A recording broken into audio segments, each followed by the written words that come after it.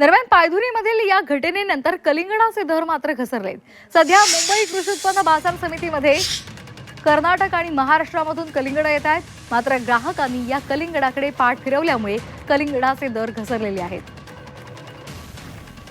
तर ही घटना समोर आल्यानंतर कलिंगडाचे दर घसरलेले आहेत, कारण अनेक जण या कलिंगडामध्ये काही इंजेक्शन्स देऊन काही रासायनिक पदार्थ सोडल्याच्या भीतीपोटी अनेक जण कलिंगड खायला नकार देत आहेत आणि त्यामुळे कलिंगडाच्या दरात मोठी घसरण पाहायला मिळते।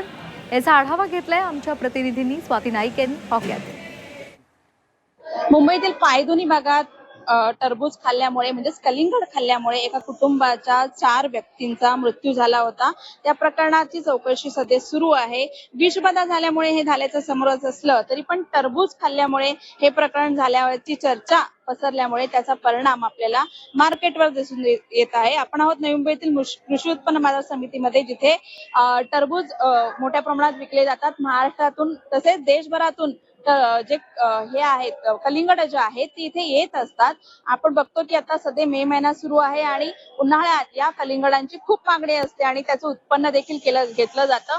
आता सध्या हे मार्केट खचाखच भरलेलं आहे, कारण उन्हाळा आहे आणि उन्हाळ्यामध्ये याची मागणी खूप असते। सध्या हे कलिंगड जे आहे ते 17 ते 18 रुपये किलोने विकलं जात होतं मागील आठवड्यात, परंतु या आठवड्यामध्ये या जी कलिंगडाची किंमत आहे ती उतरून 13 ते 14 रुपये किलो झालेली आहे। एकंदरीतच जो कलिंगडाचा प्रचार झाल्यामुळे त्याचा परिणाम जाणवत असल्याचे येथील व्यापारी सांगत आहेत, कारण ग्राहक जे आहेत रस्त्यावर बसणारे जे ग्राहक जे कलिंगड विक्रेते आहेत रस्त्यावरचे ते येत नाहीयेत। फक्त जे लग्नासाठी जे ग्राहक येतात, लग्न सीझन साठी कॅटरर्स जे आहेत तेच ग्राहक इकडे मोठ्या प्रमाणात येत आहेत आणि जे दुकानदार आहेत ठरलेले तेच येत आहेत। त्यामुळे एकंदरीतच जे रस्त्यावरचे ग्राहक नसल्यामुळे जी कलिंगडाची किंमत जी आहे 17 ते 18 रुपये होती ती आता 13 ते 14 रुपयांवर आलेला आहे। त्याचा परिणाम आपल्याला या मुंबई कृषी उत्पन्न बाजार समितीच्या कलिंगड मार्केटवरती झालेला दिसून येत आहे। Swati Naik, Zee media, Navi Mumbai.